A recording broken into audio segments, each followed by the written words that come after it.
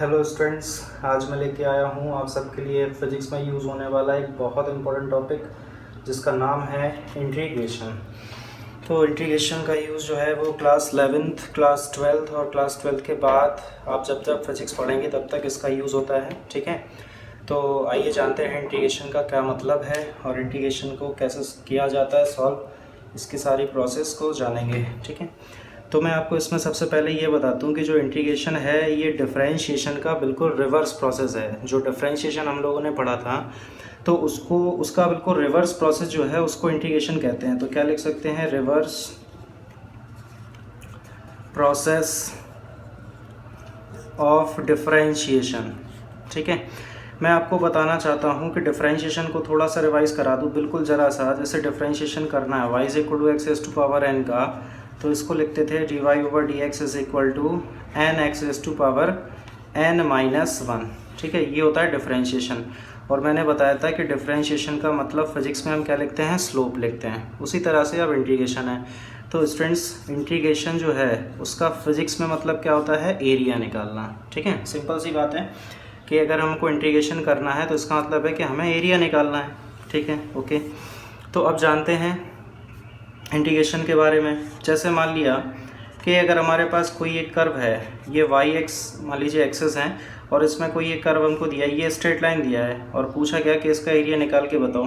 ठीक है, तो इसका एरिया हम निकाल सकते हैं बहुत आसानी से। ये ट्रायंगल बन गया, राइट एंगल ट्रायंगल, और इसका एरिया आपको सबको पता है 1/2 बेस इंटू हाइट होता है। इसका एरिया हम निकाल सकते हैं ऐसे। ओके, अगर कोई ग्राफ इस तरह का दिया जाए, ये मान लीजिए स्ट्रेट लाइन है, एक्स और वाई ये एक्स एक्सिस के पैरेलल एक स्ट्रेट लाइन है, इसका एरिया निकालना है अगर, तो इसका भी एरिया निकाल सकते हैं भाई। या तो ये स्क्वायर होगा या फिर ये रेक्टेंगल होगा, दोनों के फॉर्मूले हमको पता होते हैं, तो यहाँ से भी हम इसका एरिया फाइंड कर सकते हैं, सिंपल है। ओके, अब प्रॉब्लम जो है वो कहाँ पे आती है, प्रॉब्लम आती है जब हमारे पास कोई कर्व जा गया। जैसे मान लिया ये एक्स है, ये वाई एक्सिस है, हमारे पास इस तरह से कोई एक कर्व आ गया और फिर पूछा गया कि इसका एरिया निकाल के बताइए।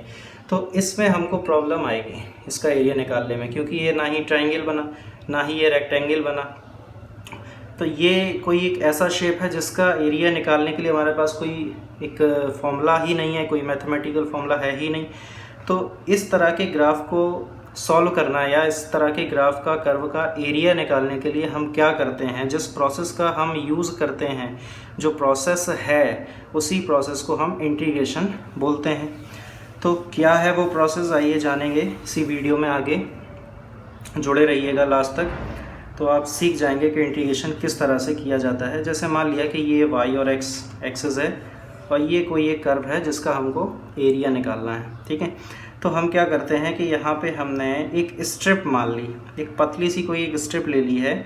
स्ट्रिप जो है उसकी थिकनेस एक्स एक्सिस पे है और कोई भी छोटा सा पार्ट जो होता है उसको उसमें डी लगाते हैं। ये जो स्ट्रिप है इसकी जो थिकनेस है उसको हमने मान लिया है डी एक्स, और ये जो स्ट्रिप है उसकी y1 है हाइट, उसकी हाइट को हमने क्या मान लिया है, y1 है उसकी हाइट मान लिया है। तो इस स्ट्रिप को अगर हम अलग से बनाएंगे तो देख रहा है कि लगभग ये स्ट्रिप जो है वो एक रेक्टेंगल शेप में है, और रेक्टेंगल में ये हो गया dx और ये हो गया y। अब अगर हम इस रेक्टेंगल शेप का एरिया फाइंड करेंगे तो क्या हो जाएगा, लेंथ इंटू विड्थ। लेंथ क्या है y1, विड्थ है dx, तो ये आ चुका है इसका एरिया। इसी तरह से अगर हमने कोई दूसरी स्ट्रिप यहाँ से ले ली, कोई दूसरी पतली सी स्ट्रिप ये मान ली है, ये देखिए दूसरी कोई पतली सी स्ट्रिप मान ली है, ये पहली थी, इसकी थिकनेस भी dx मान लेते हैं और ये हाइट कुछ अलग हो जाएगी, y2 हो जाएगी। तो इसका अगर हम एरिया निकालेंगे दूसरी वाली स्ट्रिप का, तो जब इस स्ट्रिप का एरिया फाइंड किया जाएगा तो उसको हम लिख सकते हैं y2 इंटू dx, सिंपल सी बात है। इसी तरह से हम यहाँ कर्व में कई सारी स्ट्रिप मान सकते हैं जिनका एरिया हम लिख सकते हैं। तो और अगर थर्ड स्ट्रिप होती तो उसका एरिया हो जाता y इंटू डी एक्स। इसी तरह से अगर n स्ट्रिप मान ली तो उसका एरिया क्या हो जाएगा, yn इंटू डी एक्स। अब अगर हम इन सारे स्ट्रिप्स का एरिया ऐड करते हैं तो इस पूरे कर्व का एरिया हमको मिल जाएगा। तो अगर हमें टोटल एरिया निकालना है तो हमें क्या करना पड़ेगा, सबको एरिया निकाला जो है ये इन सबको हमें ऐड करना पड़ेगा। तो आ जाएगा y1 into D x plus y2 into D x plus y3 to D x प्लस अप टू yn इंटू डी एक्स। इस तरह से हम एरिया इनका लिख सकते हैं। ओके, अब इतना ना लिख के इसकी जगह अगर सिर्फ ऐसा लिख दिया जाए summation y n d x, तब भी तो कोई दिक्कत नहीं है। समेशन का मतलब क्या होता है, ऐड करना होता है। और यहाँ पे जो समेशन है वो n इज इक्वल टू 1 से लेकर के n तक है। अब यहाँ पे आप जब n की वैल्यू को 1 रखेंगे तो ये वाला टर्म मिल जाएगा y1 dx, n की वैल्यू को जब 2 रखेंगे तो ये टर्म मिल जाएगा, ये समेशन लगा है तो प्लस आएगा बीच में, तो इस तरह से यहाँ पे ये एरिया जो है वो निकल आएगा। ओके, लेकिन अभी हमारे पास प्रॉब्लम क्या है, हमारे पास प्रॉब्लम जो है वो ये है कि एक्चुअल में ये जो स्ट्रिप्स हम लोगों ने मानी हैं वो रियलिटी में अगर देखा जाए तो वो रेक्टेंगल नहीं है। ठीक है, क्यों नहीं है रेक्टेंगल? आप देखिए गौर से, इतना पोर्शन ये नीचे का सिर्फ इतना पोर्शन रेक्टेंगल है, लेकिन ये ऊपर वाला जो पोर्शन बचा ट्रायंगल शेप का है, लगभग इसको कह सकते हैं ट्रायंगुलर शेप का है, वो रेक्टेंगल में इंक्लूड नहीं किया है हम लोगों ने, ना ही हम लोगों ने यहाँ पे किया था, ना ही यहाँ पे। इसी तरह से ये छोटे छोटे पार्ट कई सारे इसमें बच गए होंगे। ठीक है, अब उनका भी तो एरिया इंक्लूड करना है, वो भाई कर्व में शामिल हैं तो उनको भी हमें इंटीग्रेशन यहाँ पे लिखना पड़ेगा उनको किसी ना किसी तरीके से। तो हम करते क्या हैं, उन छोटे छोटे पार्ट्स का भी एरिया निकालने के लिए इस सिंबल को चेंज कर देते हैं। तो ये जो सिंबल है उसकी जगह पे इस सिंबल को यूज़ करते हैं yn इंटू dx। तो इस तरह से ये आ जाएगा फाइनल एरिया अंडर पूरा कर्व, है ना, एरिया अंडर कंप्लीट कर्व। तो इस तरह से हम जो है कंप्लीट कर्व का एरिया फाइंड कर सकते हैं। ओके, अब इसमें बात आती है कि जो हमको एरिया फाइंड करना है वो कहाँ से कहाँ तक करना है, ये भी हो सकता है। तो मान के चलते हैं कि ये है पॉइंट, मान लिया x1, और ये मान लेते हैं कि ये वाला जो पॉइंट है वो है x2 पॉइंट। ठीक है, तो अगर हम मान के चलें कि हमको इस कर्व का एरिया x1 से लेके x2 तक निकालना है, तो हम यहाँ पे लिख देंगे x1, यहाँ पे लिख देंगे x2, जहाँ x1 और x2 जो है उसको हम बोलते क्या है, लिमिट बोलते हैं। स्टूडेंट्स क्या बोलते हैं, लिमिट बोलते हैं। या हम बोल सकते हैं कि ग्राफ जो हमारे पास दिया गया है जिसका एरिया हमको निकालना है, तो उसका एरिया हमको सिर्फ x1 से लेके x2 तक निकालना है, यानी उसकी रेंज है वो कि हमें सिर्फ उसी रेंज तक उसका एरिया फाइंड करना है। ठीक है, और ये जो एरिया है अलग अलग रेंज में अलग अलग हो सकता है। ठीक है भाई, हो सकता है कि यहाँ से यहाँ x1 से लेकर के हमें सिर्फ x3 तक ही इसका एरिया फाइंड करना हो तो हम लिमिट x1 से x3 तक लगा देंगे। हो सकता है कि हमें x3 से x2 तक एरिया फाइंड करना हो तो हम लिमिट x3 से x2 तक लगा देंगे। इस तरह से हम लिमिट लगा सकते हैं। आई होप आपको इतना समझ आ गया होगा। ठीक है, वीडियो पॉज करके इतना स्क्रीनशॉट आप ले लो फटाक से। ठीक है, हो गया। ओके, अब बढ़ते हैं आगे। तो ये तो हो गया इंटीग्रेशन।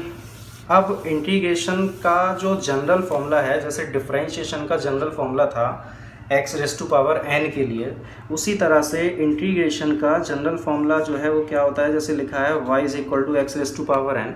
अगर इसको हमको इंटीग्रेट करना है तो यहाँ पे हमें लिखना पड़ेगा dx। अब इसको जब हम इंटीग्रेट कर देंगे तो जो इंटीग्रेशन करने के बाद हमें मिलेगा वो क्या होगा, x⁴n+1/n+1, और इसमें हम साथ में एक ऐड कर देते हैं कांस्टेंट को।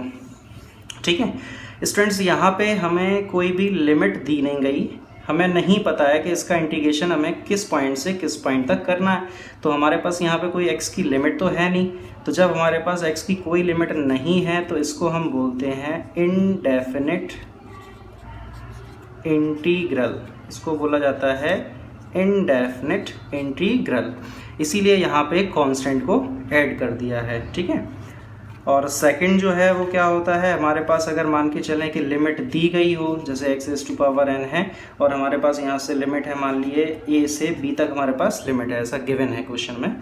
तो अगर हमें इसका इंटीग्रेशन करना है तो इसका इंटीग्रेशन हम किस तरह से कर सकते हैं, इंटीग्रेशन का जो फॉर्मूला है जनरल वो तो सेम रहेगा, बस यहाँ पे जो लिमिट है वो क्या हो जाएगी, a से b तक लिमिट आ जाएगी। और जब हमारे पास लिमिट आ चुकी है तो अब हमें कांस्टेंट यहाँ पे ऐड करने की कोई ज़रूरत नहीं पड़ेगी। ओके, जो लिमिट है, अब क्वेश्चन ये बनता है कि जो लिमिट है वो किसकी लिमिट है एक्चुअल में, तो जिस चीज़ के रिस्पेक्ट में इंटीग्रेशन हो रहा है ये उसी की लिमिट होगी। ठीक है, इंटीग्रेशन हो रहा है x के रिस्पेक्ट में, तो ये जो लिमिट है वो भी x की है। तो यहाँ इसका मतलब है कि x की अपन को ये वैल्यूज़ दी गई हैं। तो लिमिट रखने का क्या तरीका होता है, सबसे पहले हम x की जगह पे अपर लिमिट रखते हैं। तो x की जगह यहाँ पे हमने रखा है b, ऊपर उस पर पावर n+1 थी और अपॉन में भी n+1 था। फिर हम लगाते हैं माइनस, और x की जगह पे अब हम रखते हैं a, तो हो जाएगा a⁴n+1/n+1। तो ये आ जाएगा अपने पास फाइनल आंसर। तो इस चीज़ को हम बोलते हैं डेफिनेट इंटीग्रल। इसको हम क्या बोलते हैं, ये होता है स्टूडेंट्स डेफिनेट इंटीग्रल। तो इसका मतलब ये है कि जो डेफिनेट इंटीग्रल हुआ, डेफिनेट इंटीग्रल में हमको जो इंटीग्रेशन करने के बाद वैल्यू आएगी वो कैसी आएगी, एक कांस्टेंट आएगी, यानी एक हमें नंबर मिलेगा। और जो इनडेफिनेट इंटीग्रल है, तो इनडेफिनेट इंटीग्रल में जो हम इंटीग्रेशन करेंगे तो उसमें जो वैल्यू आएगी वो x के टर्म्स में आएगी, मतलब x के रिस्पेक्ट में जो हम इंटीग्रेशन कर रहे हैं ना, तो जो वैल्यू आएगी वो भी हमारे पास x के टर्म्स में ही आ जाएगी। ठीक है, ओके। अब देख लेते हैं इससे रिलेटेड एक दो सिंपल से क्वेश्चंस। तो आइए देखते हैं, कुछ क्वेश्चंस हो जाते हैं इस पर, इसका स्क्रीनशॉट आप ले सकते हैं। ओके, तो अब देख लेते हैं इस पर रिलेटेड एक दो क्वेश्चंस करते हैं। पहला जैसे है क्वेश्चन y अगर लिखा हुआ है x² dx, इसका हमें इंटीग्रेशन करना है। तो यहाँ पे n की वैल्यू कितनी हो गई, 2। आप इसको जब x⁴n से कंपेयर करेंगे तो n की वैल्यू 2 आ जाएगी। अब फॉर्मूला क्या होता है, x⁴n + 1/n + 1। तो फाइनली अपने पास आंसर आ गया x³ / 3, और लास्ट में हमें क्या करना है, कांस्टेंट को ऐड कर देना है, आंसर आ चुका है। ठीक है, जैसे एक क्वेश्चन और कर लेते हैं, y हमारे पास गिवन हो √x × dx। अब इसको कैसे करेंगे, तो पहले √x को हम लिख लें, घबराना नहीं, बिल्कुल टेंशन नहीं लेना। √x को लिख सकते हैं x⁴1/2, n की वैल्यू कितनी हो गई, 1/2 हो गई। तो कर दो x⁴1/2 + 1/1/2 + 1, तो ये कितना आ जाएगा, x⁴ इधर हो गया 3/2, और ये कितना हो जाएगा ऐड करने के बाद 3/2, तो ये 2 आ जाएगा ऊपर। ये तो सिंपल है ना, मैथमेटिक्स। तो 2/3 x⁴3/2, और लास्ट में क्या करा, एक कांस्टेंट को हम लोगों ने ऐड कर दिया, सिंपल इंटीग्रेशन हो गया। ठीक है, ओके। ये शायद आप लोगों को दिखाई नहीं दे रहा है, ओके, अब दिखाई देगा। ठीक है, नाउ अब हम बढ़ते हैं थर्ड एग्जाम्पल की तरफ। तो हमारे पास जो थर्ड एग्जाम्पल है, वो थर्ड एग्जाम्पल कौन सा है, जैसे हम मान लेते हैं हमारे पास लिखा है y अगर हमको गिवन है, मान लिया ये x² ही गिवन है × dx, बस इसमें क्या किया है, अब एक लिमिट लगा दी है 0 से 1 तक। यानी इसमें देखिए x² dx ये भी था, x² dx ये भी है, बट यहाँ पे क्या था, लिमिट नहीं थी, तो जो आया आंसर अपना वो x के टर्म्स में ही आएगा।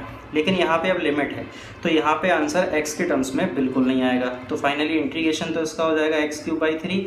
अब जबकि हमें लिमिट दी गई है, तो अब हमें कांस्टेंट को ऐड नहीं करना है, लिमिट हमारे पास है 0 से 1 तक। अब इसको सॉल्व कर लेते हैं।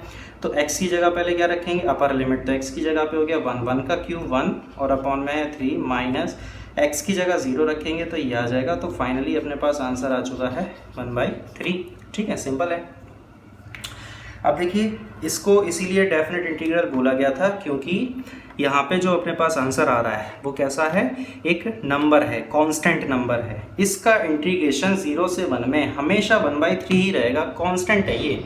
इसका इंटीग्रेशन x² का इंटीग्रेशन जब भी हम करेंगे x के रिस्पेक्ट में 0 से 1 तक लिमिट पे, तो उसका इंटीग्रेशन हमेशा 1/3 रहेगा, ये कभी चेंज नहीं होगा।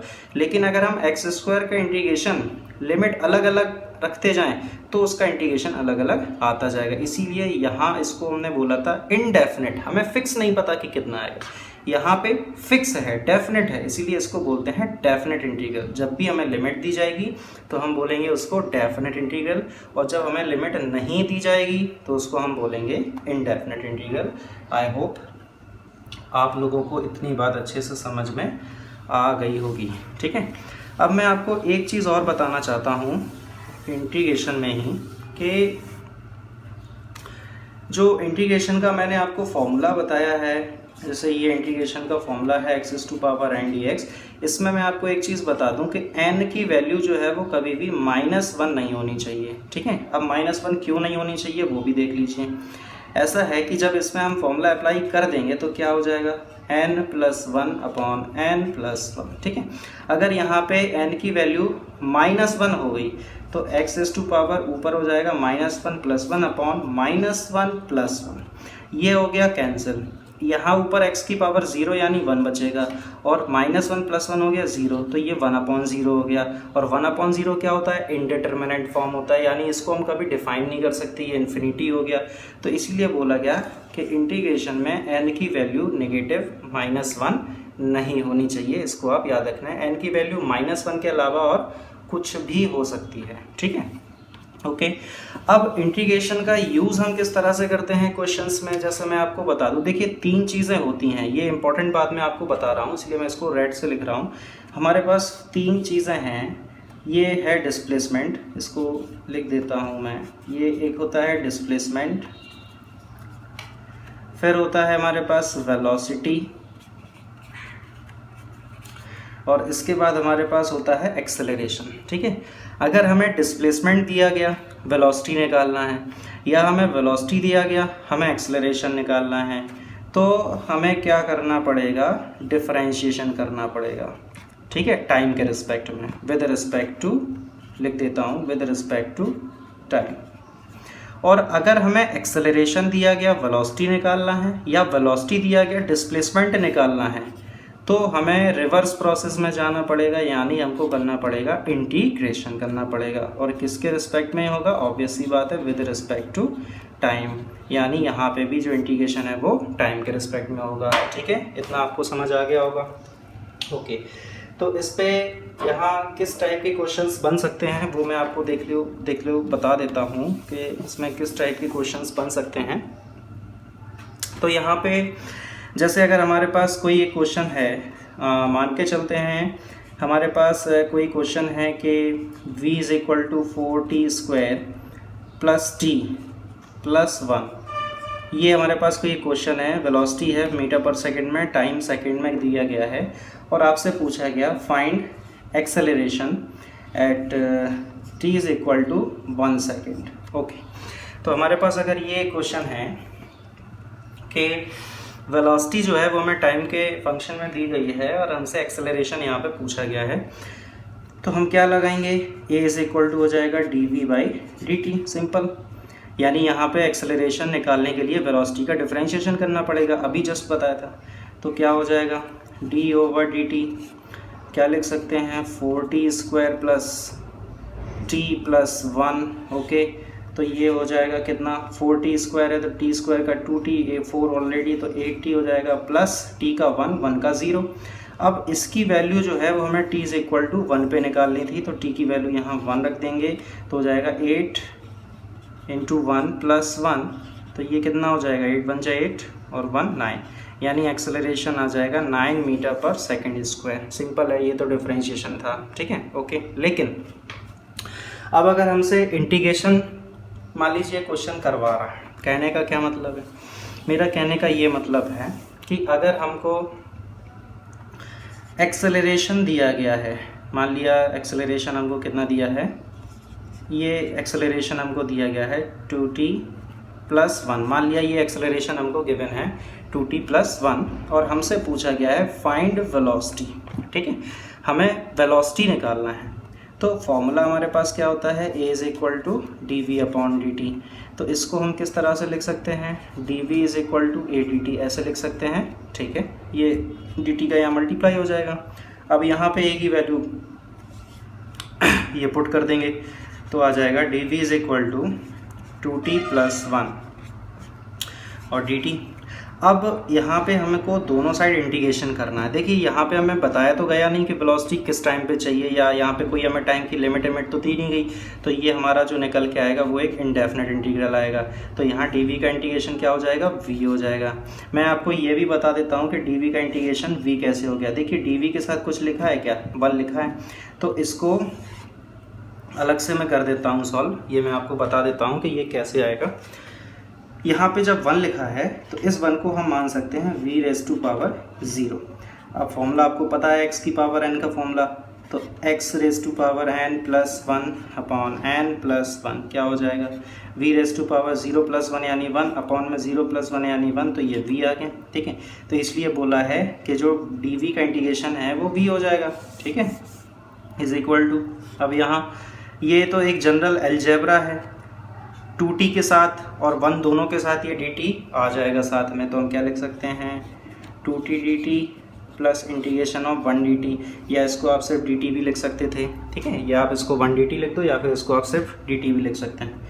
तो ये हो जाएगा v = 2 तो कांस्टेंट है, नंबर है, टी का इंटीग्रेशन जब हम करेंगे तो इसमें पावर कितनी है, 1 है, तो टी का इंटीग्रेशन क्या हो जाएगा, टी स्क्वायर डिवाइडेड बाय 2, ये हो जाएगा टी स्क्वायर अपॉन 2 प्लस ये 1 कांस्टेंट था, कोई दिक्कत नहीं, यहाँ पे t है तो ये आ जाएगा t, ये 2 से 2 कैंसिल हो रहा है, तो फाइनली जो हमारे पास वेलोसिटी है वो कितनी आ गई है, टी स्क्वायर प्लस टी, ये हमारे पास वेलोसिटी का फंक्शन आ चुका है। तो हमें एक्सेलरेशन गिवन था जिससे हमने वेलोसिटी का फंक्शन फाइंड कर लिया है यहाँ पे। तो ये इस तरह से हम इंटीग्रेशन और डिफरेंशिएशन का यूज़ कर सकते हैं, इंटरचेंज कर सकते हैं। यानी जो इंटीग्रेशन है मैंने शुरुआत में ही बता दिया था इस वीडियो में कि जो इंटीग्रेशन है वो डिफरेंशिएशन का जस्ट रिवर्स प्रोसेस है। ओके, तो आई होप आपको इतनी मेरी बात ये समझ में आ चुकी होगी, है ना।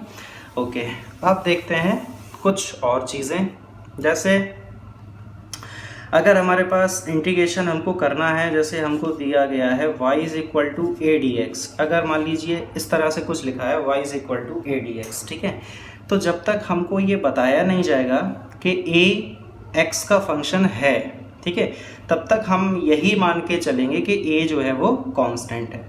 जब हमसे क्वेश्चन कहेगा कि a कांस्टेंट ना हो के x का फंक्शन है, तो हम इसको फिर a को कांस्टेंट नहीं मानेंगे। लेकिन अगर हमसे सिर्फ इतना इंटीग्रेशन दिया गया और कहा गया इसको इंटीग्रेट करो, तो हम a को कांस्टेंट मान के चलेंगे, ठीक है। तो जब a को हम कांस्टेंट मान के चलेंगे, इसको इंटीग्रेट करेंगे तो क्या आ जाएगा, a और dx का इंटीग्रेशन हो जाएगा x, और साथ में हम क्या लगा देंगे, प्लस में कांस्टेंट लगा देंगे, ठीक है। एक सेकेंड रुकिए, मैं इसको थोड़ा इस तरह से लिखता हूँ, ax प्लस सी, इस तरह से ये आ जाएगा। लेकिन अगर हमसे ये कहा गया कि a जो है वो फंक्शन है x का, यानी a is the function of x, अगर a x का फंक्शन है, तो अब यहाँ पे इस इंटीग्रेशन को हमें ऐसा ही लिखना पड़ेगा। अब इसको ऐसा ही हमें क्यों लिखना पड़ेगा, उसके पीछे भी एक वजह है, क्योंकि a x का फंक्शन है, अच्छी बात है। अब a x पे किस तरह से डिपेंड कर रहा है वो हमें नहीं बताया गया। हो सकता है a is equal to x square हो, या हो सकता है a is equal to 1 upon x हो, ये भी तो हो सकता है a is equal to sine x हो, कुछ भी फंक्शन हो सकता है। तो जब तक हमें a का क्लियर फंक्शन पता नहीं चलेगा तब तक हम a को एज इट इज़ रखेंगे। इस a को हम इंटीग्रेशन के बाहर लेके नहीं आ सकते, क्योंकि अब a कांस्टेंट ना होके x का फंक्शन है, यानी a x पे डिपेंडेंट क्वांटिटी बन चुकी है। ओके, ठीक है, तो ये मुझे बताना था, क्योंकि बहुत सारे बच्चे इस तरह के इंटीग्रेशन में कंफ्यूज हो जाते हैं, है ना, तो वो नहीं कर पाते हैं, तो इसलिए मैंने ये बता दिया।